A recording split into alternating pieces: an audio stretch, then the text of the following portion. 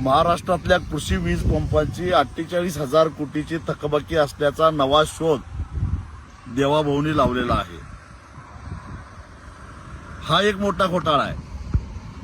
याचं कारण गेली अनेक वर्ष महाराष्ट्राचं ऊर्जा खातं आणि त्या ऊर्जा खात्याच्या अंतर्गत येणारे महापारेषण असेल, महाजनको असेल, महानिर्मिती असेल, या सगळ्या कंपन्या त्यांच्या नेतृत्वाखाली काम करताना दिसत आहेत.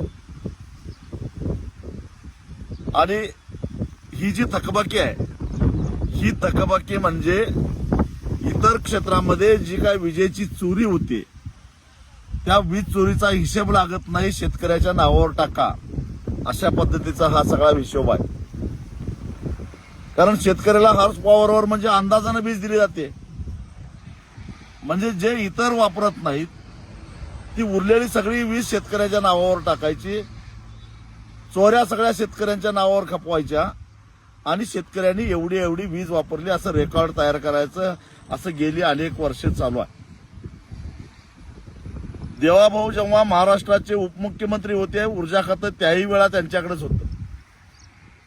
मी एकदा त्यांना भेटलेलो होतो आणि त्यांना विनंती केली की आमचे शेतकऱ्यांची काही थोडीफार त्यावेळी दुष्काळ सदृश परिस्थिती होती, थोड्याफार थकबाकी राहिल्या आहेत, विशेषतः मराठवाड्यातल्या आणि विदर्भातल्या.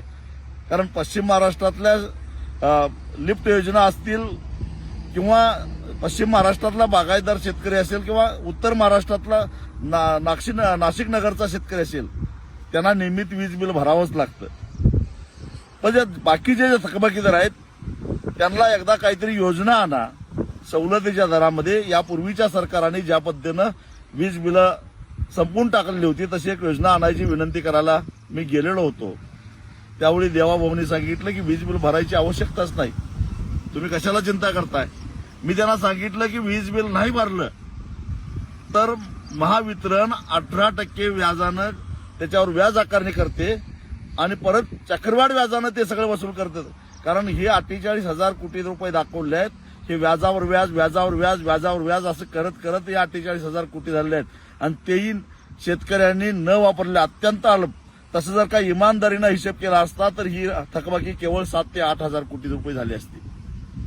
म्हणजे अन्य मार्गानं अन्य भागामध्ये झालेल्या चोऱ्यांचा 18% म्हणजे आज सावकार सुद्धा एवढा व्याज आकारणी करत नाही, त्या व्याजाची आकारणी करायचं आणि आता म्हणायचं की शेतकऱ्यांची आम्ही पाटी कोरी करत आहोत. मुळामध्ये शेतकऱ्याच्या पाठीवर तुमच्या घाणेरड्या फळ कडून तुम्हीच लिहिलेलं आहे, तुम्हीच घाण केलेली आहे. आणि त्यामुळं शेतकऱ्याची पाटी स्वच्छ करून द्यायची जबाबदारी तुमची आहेच, पण नाव शेतकऱ्यावर घालू नका. कारण अनेक घोटाळे, जसं 40-42 हजार कोटीचा शक्तीपीठ महामार्ग 1,10,000 कोटीला करायचा आणि त्यातनं पैसे काढायचे, त्याच पद्धतीनं शेतकऱ्यांचे 48,000 कोटी रुपये माफ केले असं सांगायचं आणि त्याच्यामध्ये सगळ्या ऍडजस्टमेंट करायच्या. याची पहिल्यांदा चौकशी झाली पाहिजे अशी माझी मागणी आहे.